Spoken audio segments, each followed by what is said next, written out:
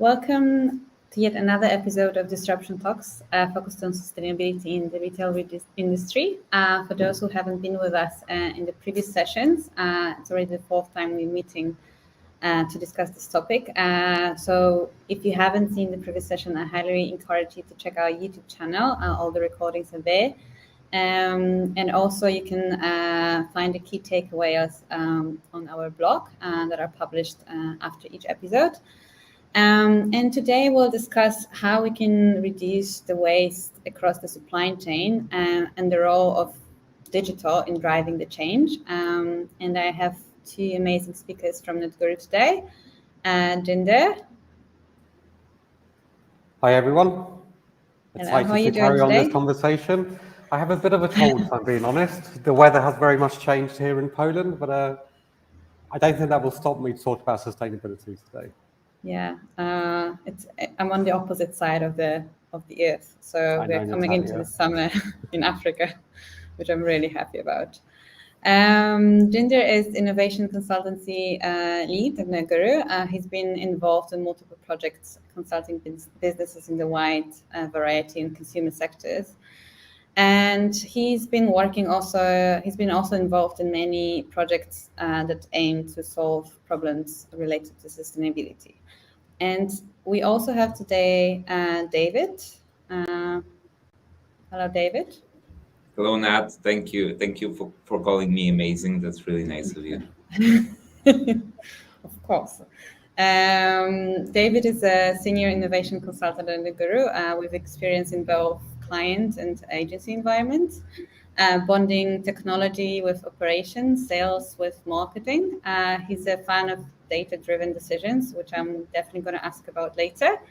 But I want to start with more general questions before we dive into examples of solutions to tackle the problems. And I'd like to, David, start with you. What retailers can do to take more accountability for the supply chains? To take more accountability, that's actually quite, I would say, a difficult questions. First of all, they have to care more. They have to have the incentive in order to care more. They have to look for, I would say, if you want to attack the sustainability problem, look for sustainable solutions. And these solutions are solutions that bring value to them in order for them to care about that case.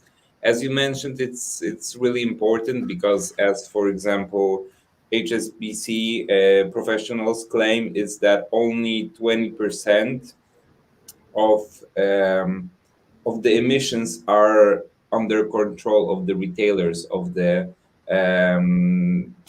final loops of the supply chain. These are the companies that are responsible for only 20% of the emission, and the 80% of the emissions, so the core of the problem, lies elsewhere. Therefore, being, I would say, transparent, actually focusing on that matter, trying to ideate some solutions that can remain sustainable and look for solutions, as I said, that bring the value to all the stakeholders. This is the, in my opinion, go-to strategy.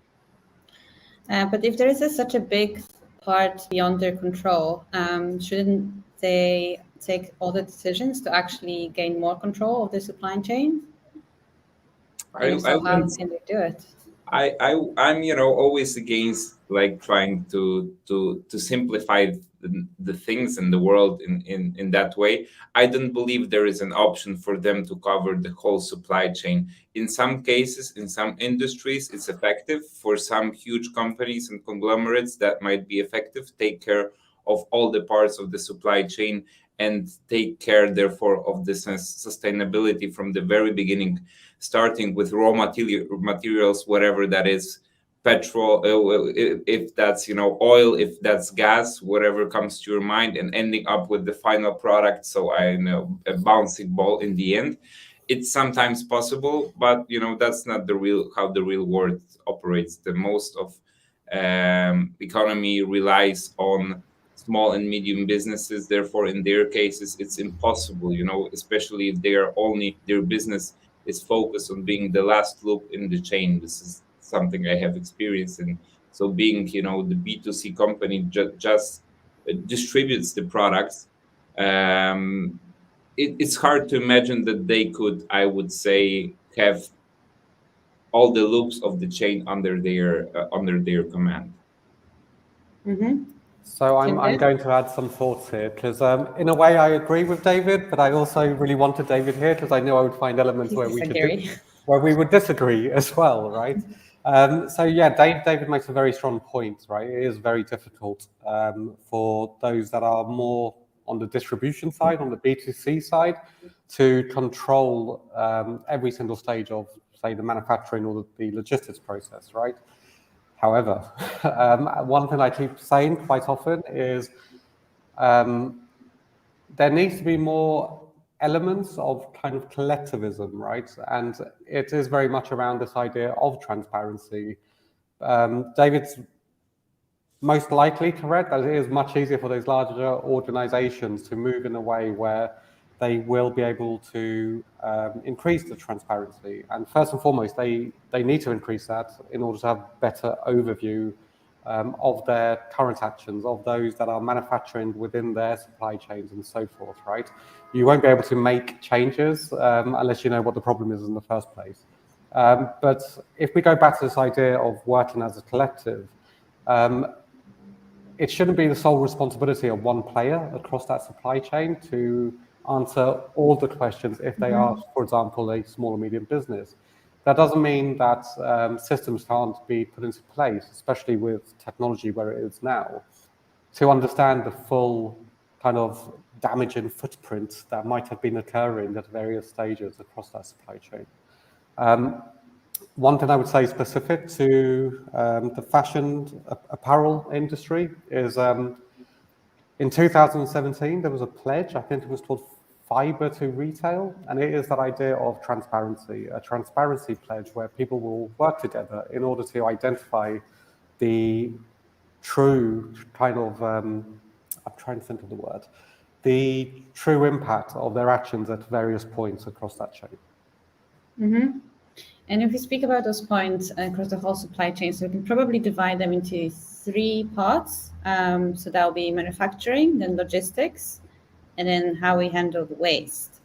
And let's just dive into each of them separately and discuss how technology can help making a positive impact. And if we start with manufacturing, there is a big problem of overproduction and overconsumption.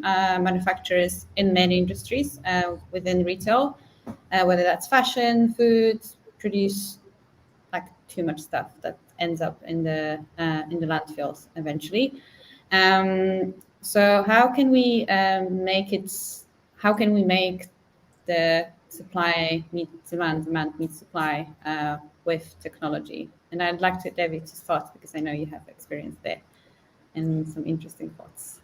Of course, when it comes to the supply chain, there are many parts of the supply chain. Usually the supply chains that we are used to is not just the 3-way supply chain. It's usually much, much, much longer.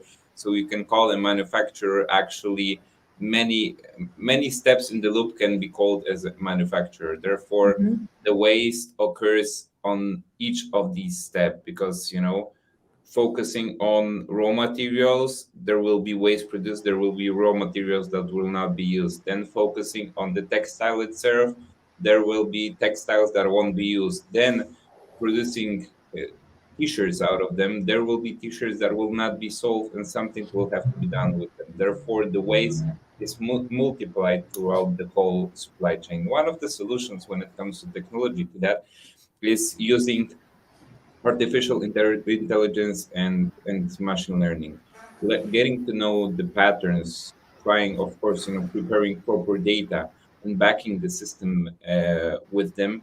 We can actually try to forecast in a more precise way something that we already do right now, but very often manually, especially among smaller companies. When I say manually, it means that at some step of the process, it's a person it's an employee that has to make a decision. And usually it's not that he's just left with the yes no decision. It's usually some deductions, some forecasts, some predictions, some assumptions that he has to make before making the final decision.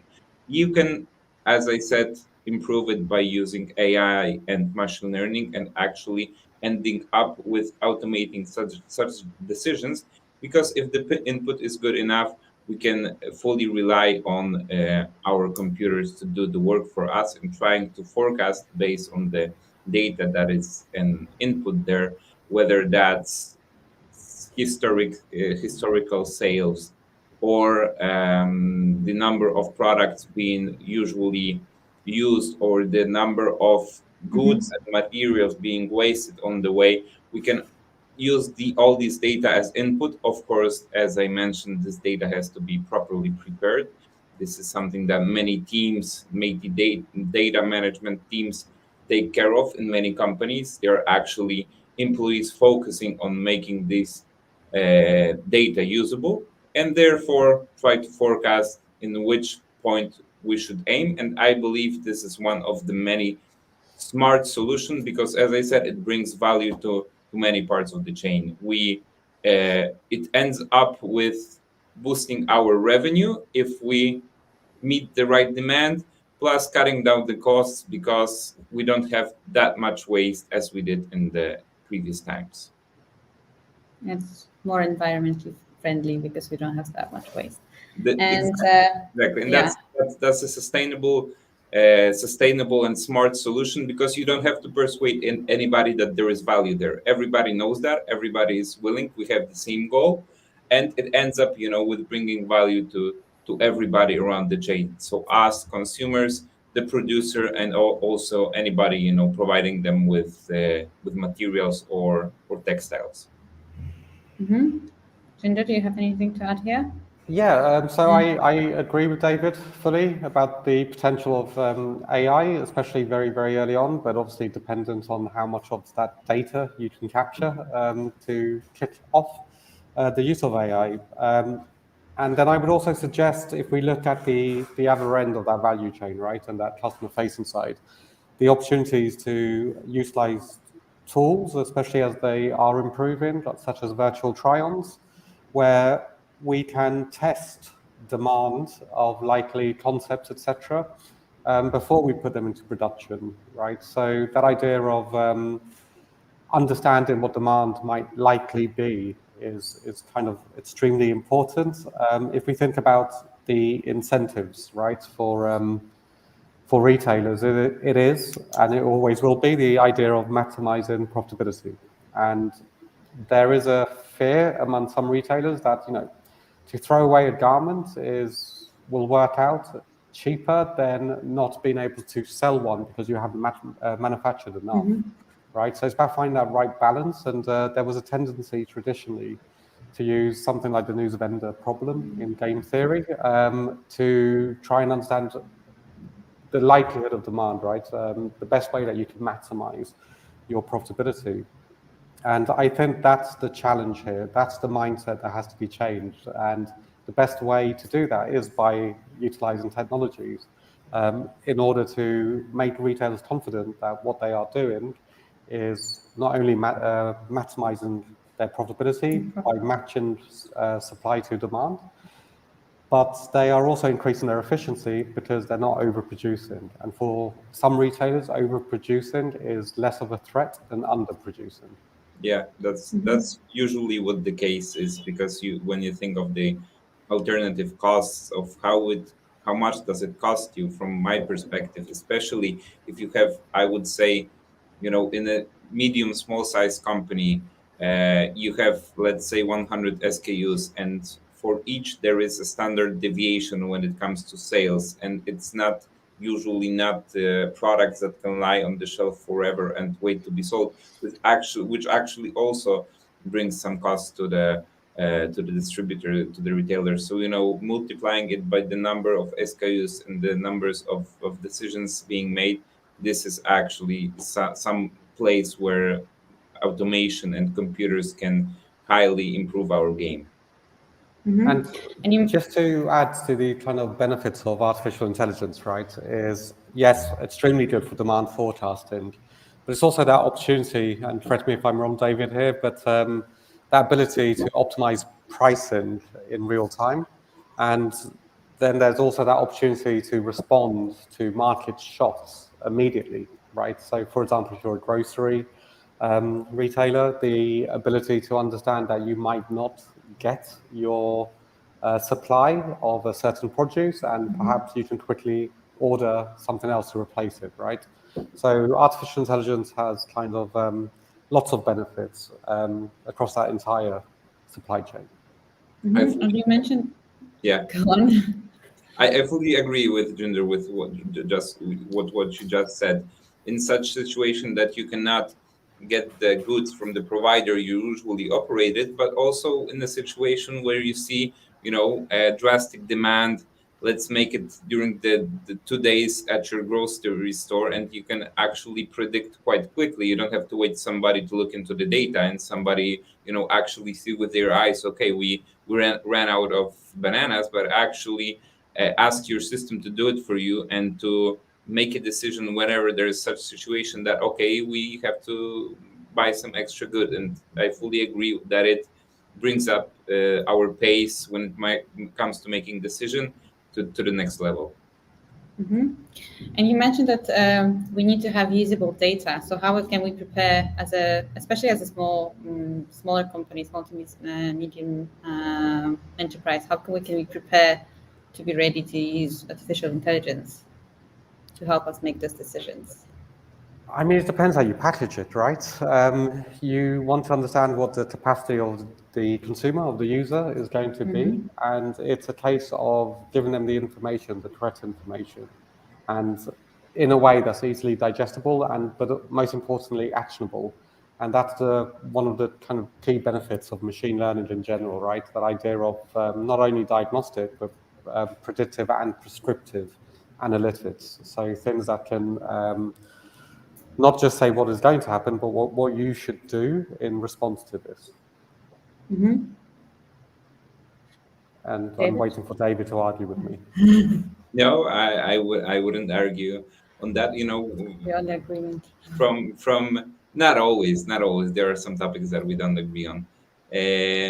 But from the small or medium-sized retailers' perspective, it's sometimes these small change. It's often that the spreadsheet does the work for you, because if your selling volumes are not that high, the standard deviation, therefore the place to improve it, and therefore invest beforehand in a technology that will take your game to the next level, is very often not useful. It's when the scale occurs, that's when artificial intelligence and machine learning actually become really helpful. I cannot fully predict what it will look like in the future, where we'll be where we will be at.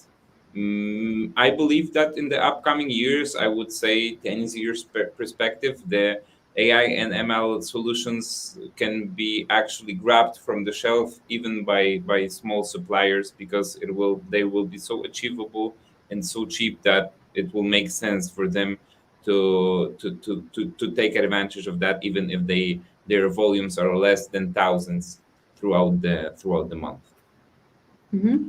And you mentioned virtual try-ons before, and I believe there are many more different examples of technologies that can help on the design, prototyping, creating prototyping, the first prototyping of the either garments or different types of products. So what will be the role of those kind of solutions? How they can diminish the waste David. on the first. I believe already 3D modeling was a huge change when it comes to the production side. Any company producing big numbers of products, usually to final, not only B2C but also B2B, when they see they invest a lot of money in having their 3D modeling tools inside their house. That was a huge improvement. The next improvement was actually being able to quite quickly print it out, not having to change your whole production line in order to produce that specific prototype.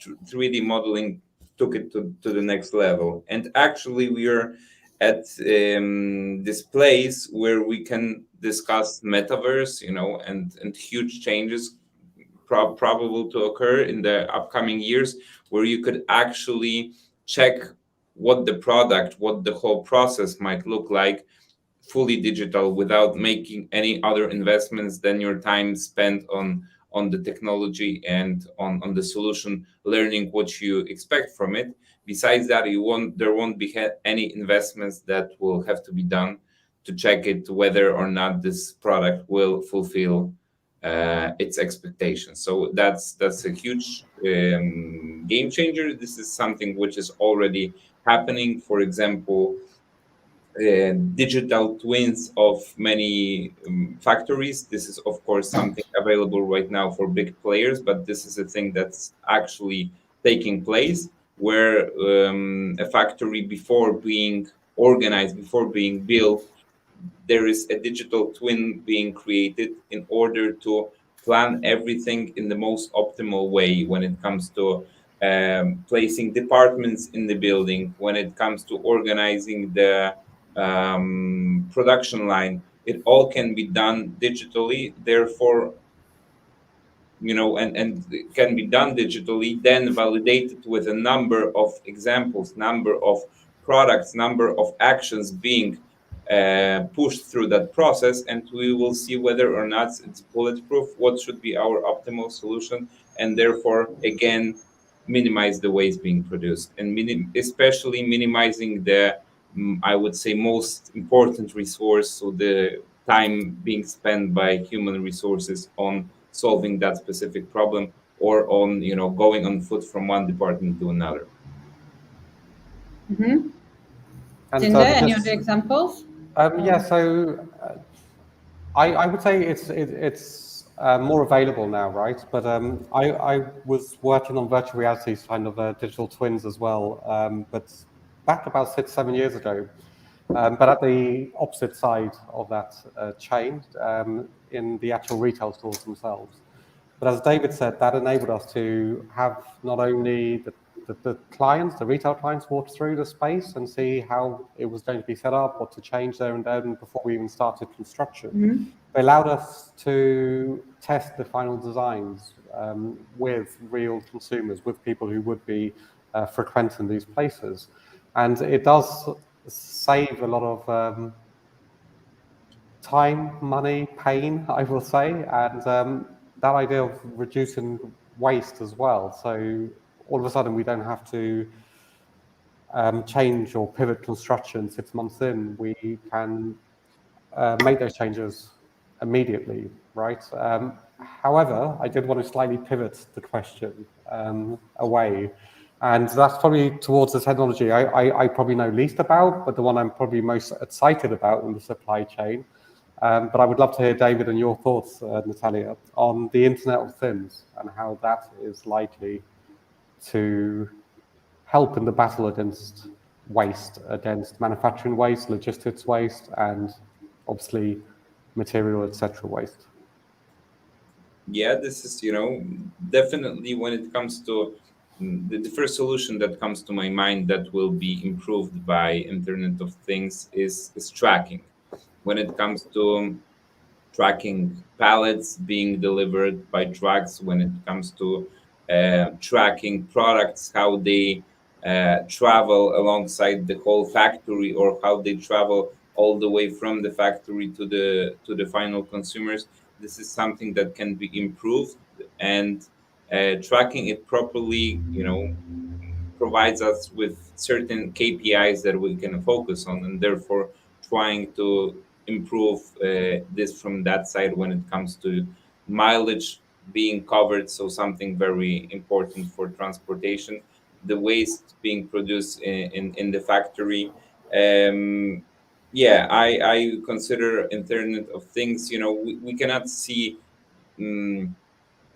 that obvious commercial use of Internet of Things by now. We are still getting there. There are still more and more, thanks to technology, lately products being introduced to the market. Therefore, it's not that easy to come up, with very specific ideas, but trying to combine all the tools from the environment in one in one one system that they could communicate with each other, talk to each other. That will definitely be a huge change for the whole retail industry specifically, where the number of SKUs and that number of products being traveled, being manufactured, being taken from one side to another is huge. Mm-hmm. And we're slowly moving to the second part of the supply chain, which is logistics. But before that, I'd like to ask about some examples when it comes to using technology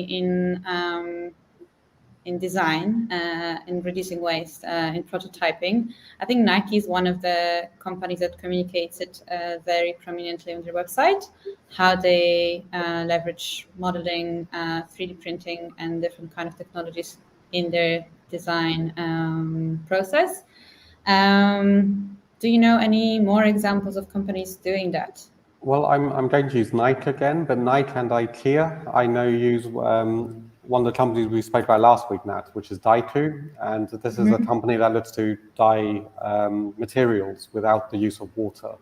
And as we know, water consumption can be heavy in the manufacturing process. I believe it's something like 20,000 liters of water for a kilo of cotton. So that's a good approach. The idea, I suppose, is how scalable is it at the moment?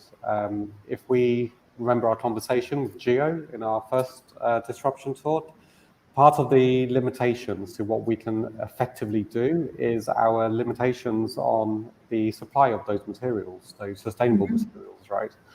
And there's a lot of companies I've seen that have been looking at what they can do in regards to the supply of sustainable materials. So H&M use something called cellulose in some of their clothing, and they were the first retailer, I believe, to utilize that. And it's a 100% recycled material. It's something that's recyclable and made from recycled materials as well. And then when we come to actual retail stores themselves, I know a company in the UK called Spared. They're very new. But what they do is take waste from the manufacturing byproducts and look to transform it into something unique, something that's actually luxury fashion would like to use one of their follies, one of their display units, for example. And they use the kind of things you find washed up on a beach these days: plastic, shells, cork, masonry, paper, all types of waste in order to make these materials. It's actually funny that you, Natalia, and you, Jinder, mentioned Nike, because when discussing this topic, when discussing 3D modeling, it's very often the footwear industry that comes to our mind, because it's not only Nike doing it very well, but also Adidas and other big brands actually showing us that, hey guys, this is what we do. This is how 3D modeling improves your lives on a daily basis. And these are, the products that we've been using for, I would say, quite many years. But it's 3D modeling is also very useful in these industries, in these branches where the final product has many components, like electronics, like computers. Nvidia is a company that is working strongly on their Omniverse, and they've been strongly working on taking advantage of 3D modeling in their products. It's also the same with Apple. Apple even going the other way around, and not so long ago offering AR kits, so a tool enabling us to by using photos with our iPhone. However, we have to take, I would say, 120 photos in order to have a proper model. But just by taking photos, we can create a 3D model ourselves. Actually, the other way around, because of something that we already have, not trying to prototype it, but it's still can be very handful. So summing it up, it can be used in much simpler products like shoes, like clothing, but it's the also electronics, the components, some component that has to perfectly fit with some other tool. This is where it becomes even more handy. And just to add more about shoe companies, right? An example I quite like, if we go back to the idea of transparency, is assets with the assets lifecycle assessment, and it's the idea of monitoring their emissions and their CO footprint of each of their trainers' shoes during its production lifecycle.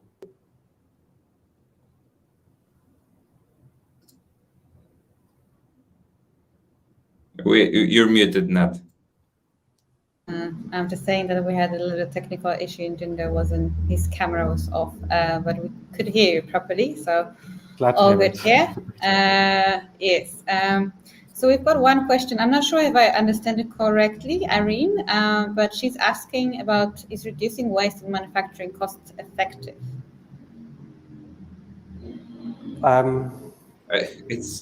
This is something I mentioned in the beginning. Obviously, it has to bring that value. It's not always that it has to be cost effective. I fully understand what Irene is saying. I even fully agree with what she's saying, because that's the easier argument to use. If you provide a manufacturer with technology that not only reduces the waste, not only reduces the amount of water being used in the production, the amount of textiles being used in the production, but also cuts down the costs, improves the bottom line, that is, I would say, a no-brainer for such manufacturer. And this is what I consider as one of the sustainable solutions. But even if you are able to get with the technology somewhere close to the costs that it takes for them to produce the goods in the traditional way, and then ask your final consumer to pay a little bit extra for that, that is also possible. This is one of the way of doing that. I would say in most of the cases, I agree that having a solution, reducing waste solution that is not cost effective, is not a sustainable solution. It's not something that will stay with us for longer unless being improved, because there is some certain point to which we as consumer or manufacturer or producers or brands are willing to pay extra for that solution. If we cross that border, then it's no longer appealing to neither of these sides. So I agree with David. A very strong argument made there. And even though before he started talking, I wanted to find something to disagree on. I fully agree, right? And you would look at it as a holistic image, right? A holistic picture. Now, every organization is a collection of individuals, and we're all incentivized in different ways. And the idea is that if I'm in charge of just manufacturing, then perhaps in the here and now, in the short term, it doesn't make sense for me because I can't see the value of it.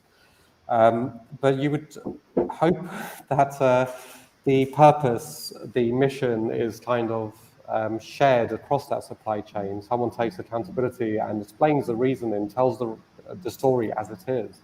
And then it's a case of, it's not necessarily an investment to be made in the short term, just for short-term gains.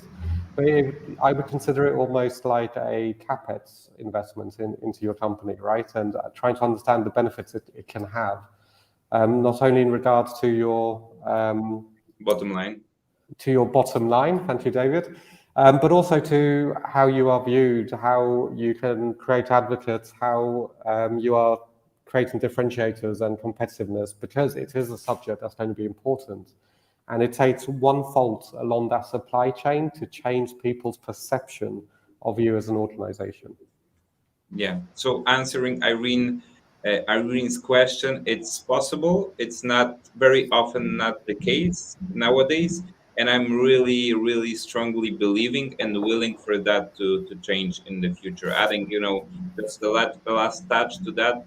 Sometimes, companies even consider this as their marketing, as their PR costs. So, having, for example, 8% of their energy being used in manufacturing process provided by a sustainable company or from green resources, but they have to pay more compared to the other energy. They are willing to do that because then they can claim, okay, so 8% of our energy is clean, and consider that as a marketing or a PR play, which is fully understandable. If for us as consumers this information is valuable, then we will incentivize the companies to further invest in such solutions. And I suppose it's also that idea, right? As we see a lot of research where it says customers are willing to pay X amount more for companies that share a similar purpose.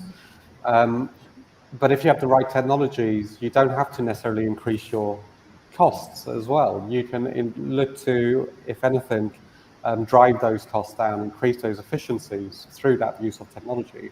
And not only are you then looking at it from a sustainability perspective and a perception perspective, but also from a cost optimization perspective. Definitely. Thank you. That was a very comprehensive answer, and I really encourage all the participants to ask more questions.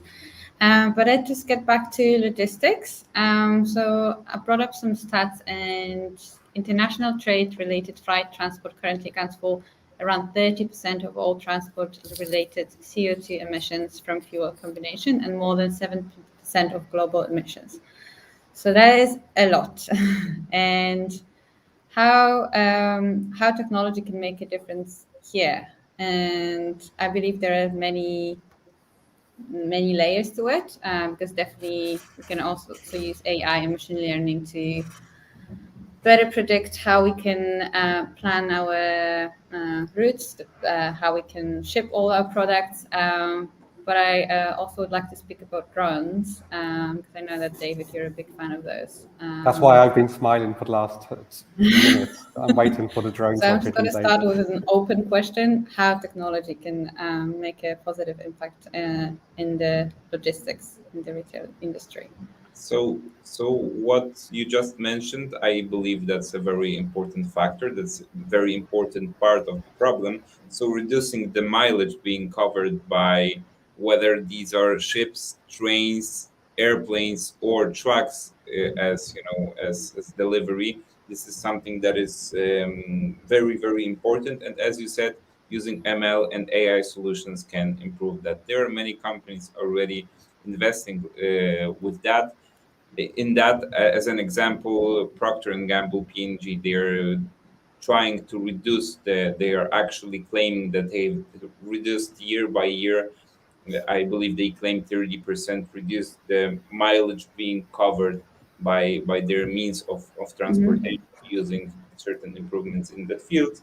And drones is, I would say, the next go-to. Actually, talking to Jinder, I believe during one of the Twitter Spaces or Disruption Talks before, I said that I believe drones will be the next disruption in the logistics, in the transportation as a whole, and I still believe so, because first of all, they are electrically powered. We have to focus, of course, obviously, focus on where the electric power comes from. This is also a very important factor, if not the most important factor in that case. But yeah, that's definitely an improvement. Second of all, the mileage being covered by them is much shorter. They just go up and usually travel, if they are able in that environment, in that neighborhood, to travel in this straight line. They do so, and they're actually going straight to you, straight to the point, straight from the point that they need to go from, straight to the point where they're heading. Therefore, they're reducing waste when it comes specifically to that. And they can be, what we discussed during one of the talks, they can be fully autonomous as the years go by. Probably they have to be overlooked by a human, especially in the beginning, but that's something that can be quickly done and quickly achieved in the upcoming years. And I strongly believe for it to be another disruptor. Mm-hmm.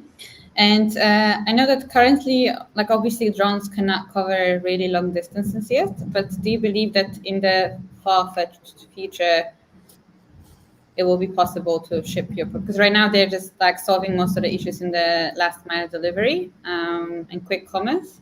But do you believe that they're going to be traveling on long distances?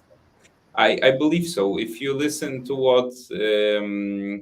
what our friend CEO from Mana, Bobby, mentioned during our disruption forum, is that why is it becoming even more and more accessible? So the solution in his case for the last mile delivery is that there have been some significant technological improvements in the last years, and batteries was one of them. As we know, a lot of smart heads have been working on that for many years, including Elon Musk. We are getting better and better at that. We're getting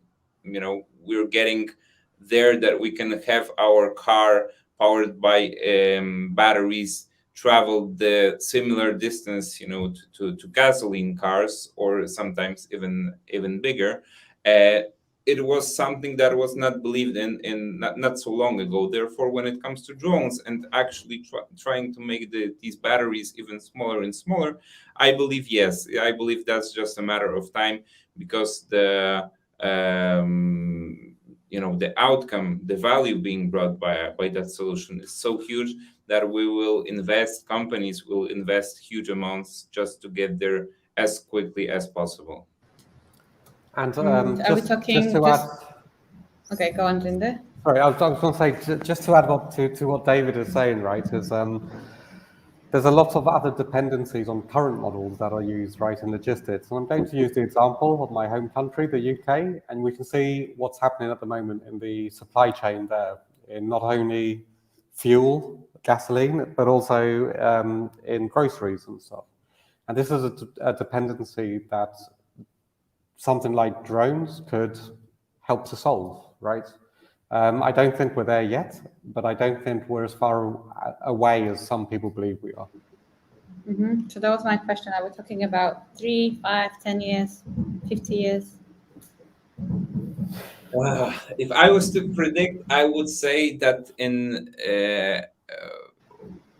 I'm actually quoting Bobby again, what he promised us during Disruption Forum, that from 3 to 5 years we will have our goods in Europe delivered by drones every now and then. I don't know if he mentioned on a regular basis. That's a strong claim, but he seems like a guy that I could believe.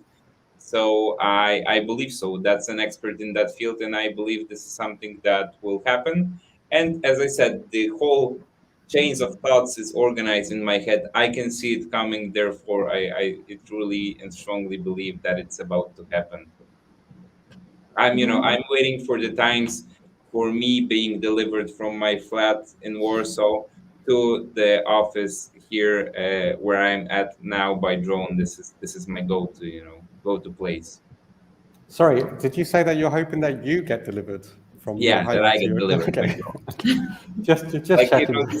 this one person drone that I could just enter, and then within 4 minutes find my place here in the Warsaw office. Maybe by then we won't need offices at all, but this is a whole nother story. Yeah, I think we're nearer the working from home model than you being delivered by a drone right now. Don't ruin my dreams, Jinder. Sorry. I prefer working from an office, and I hope I will be delivered by drone in the upcoming years. Maybe not in that case, definitely not 5, but in a longer perspective, I believe that it is possible. I do believe that teleportation will eventually become possible. So that's another solution.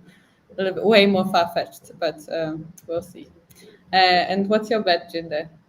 So I do agree with David in that I do think drones, but I think first and foremost we'll see them penetrate even more that last mile of delivery Mm-hmm. before we see them as an everyday in the kind of logistical fleet management sense. But then I also think it's that idea of how do all these technologies interact with one another? How do all these various parts of this value chain kind of work together?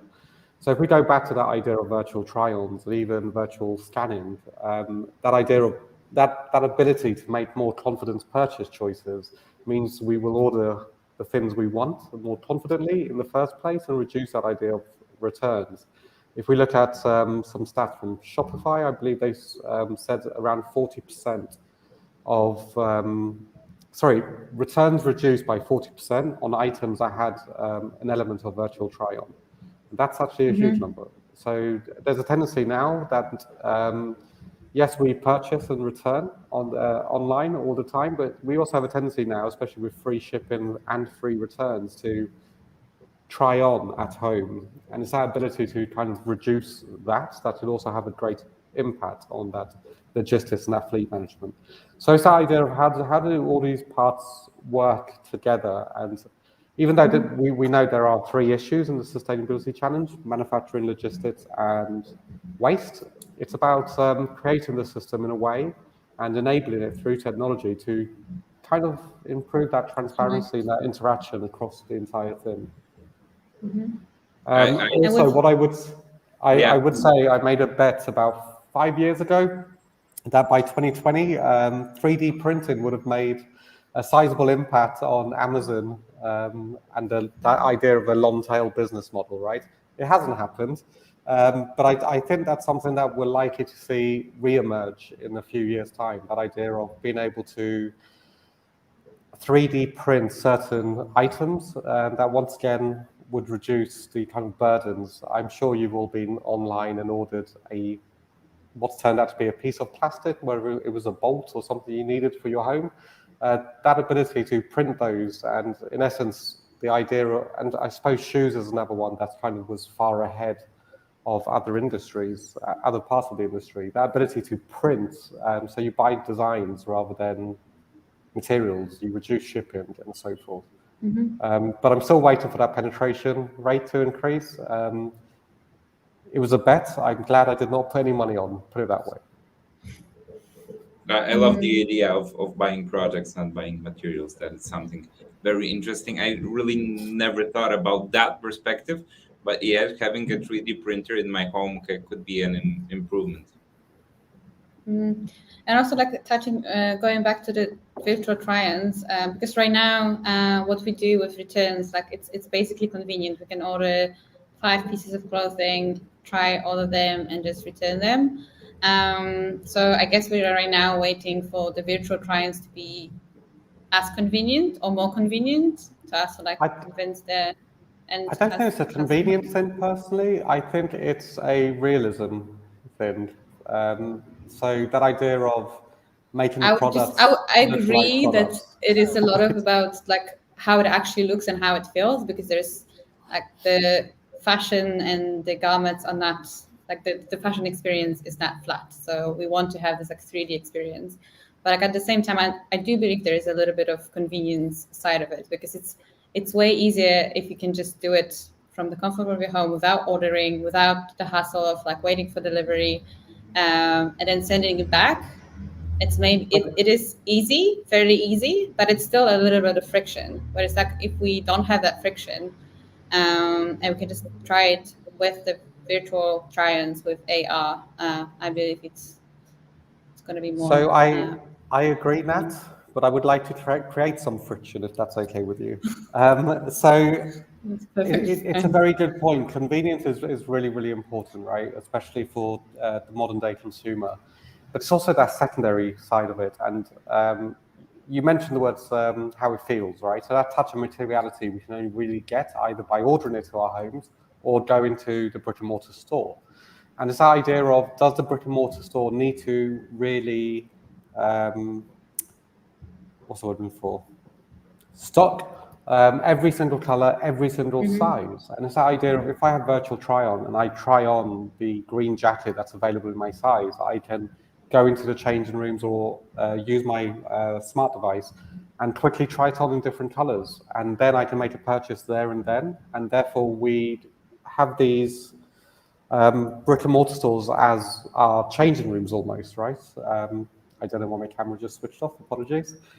We can have these brick and mortar stores as our complete changing rooms.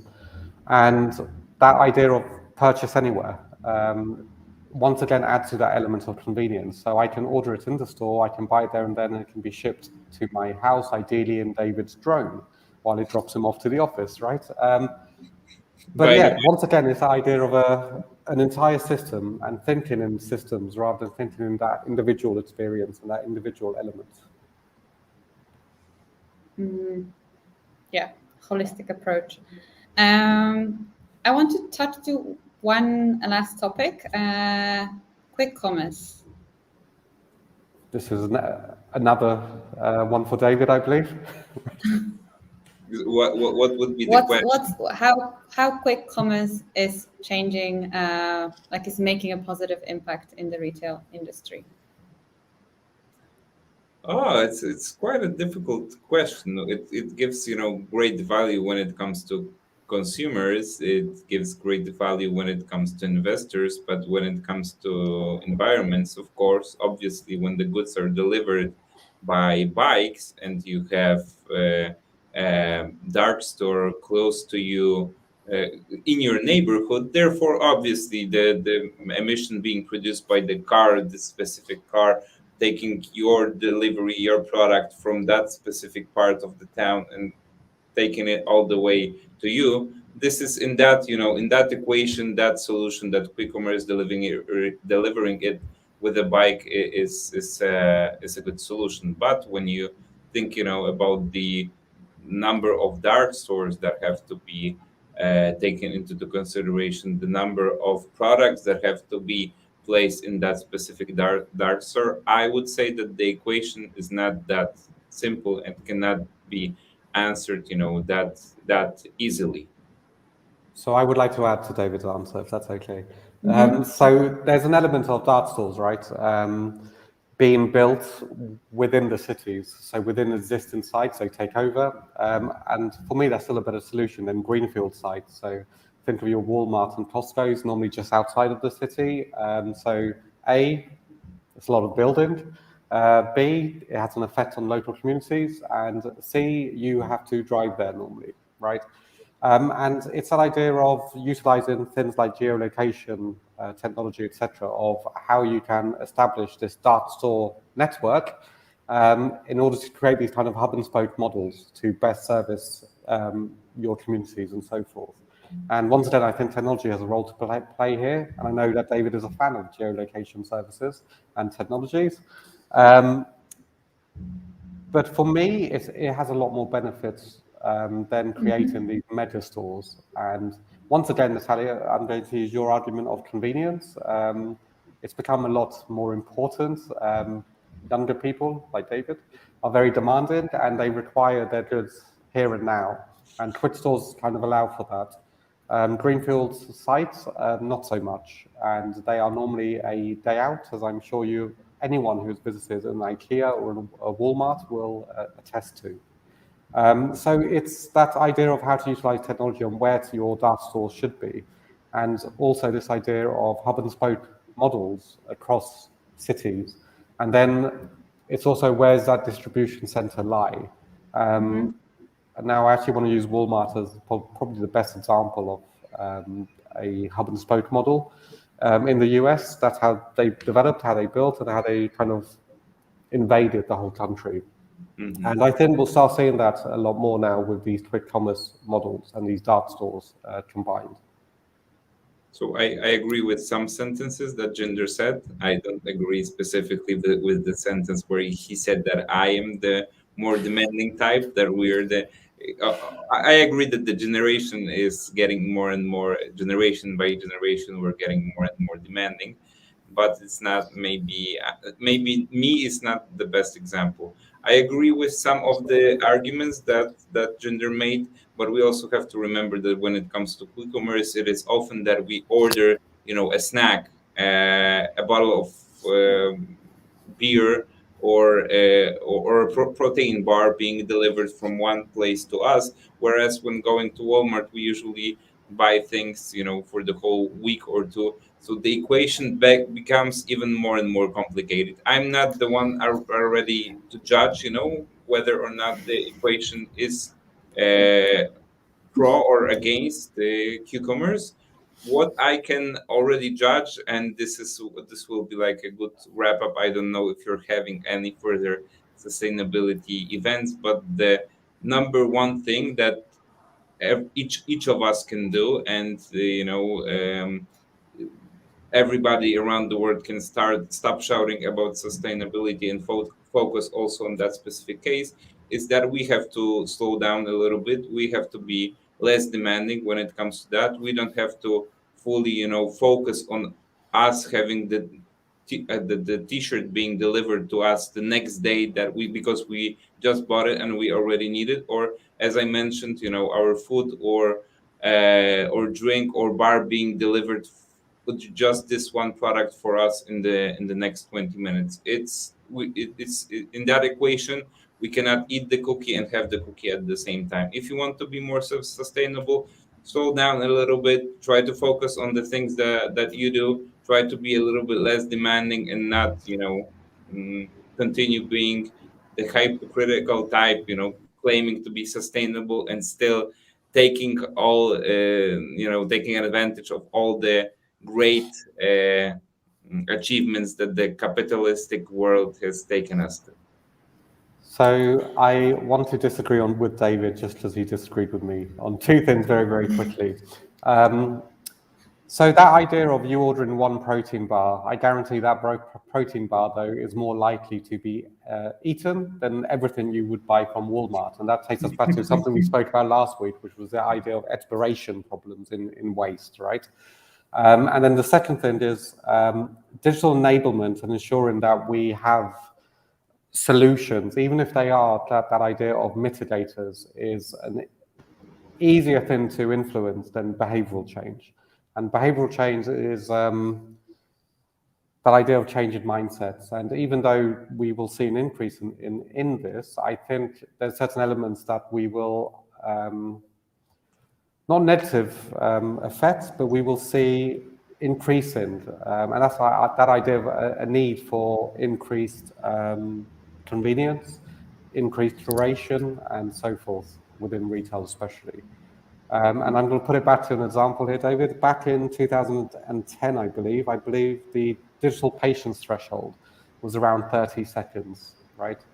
It's currently at below 2 seconds. So that's to give you an indicator that it's quite hard to shift a body of people into a certain direction than it is to kind of ensure that their behaviors are corrected through technology. Yeah, I never said that it's going, to be easy. I fully agree with what you said. I think it's a high time to wrap it up. And I do believe that all the technologies that are coming with are on one side aim at basically bringing more convenience and meeting the demand of more demanding customers, but at the same time, they actually make a positive change in those small areas in this whole ecosystem, making positive impact in the environment. And what Jinder said, like the quick commerce example, they help on two levels. One thing is just reducing emissions and reducing waste on the last mile delivery, but also they're reducing waste because we basically buy more often and buy whatever we need at the time that we need it. We don't overstock, and that food that we would buy normally once a week in a big store don't go to waste, don't go to the bin. And I guess this is a wrap up. Next week we'll have the last session, and we'll speak about fast fashion. We'll have two guests from Mad Jeans, and another one from Jinder. Help me. We will have some very interesting guests next week. Please make sure you join us. Yes. I will speak about how to slow down the fast fashion. Thank you so much. Thank you, guys. Thank you very much. Bye.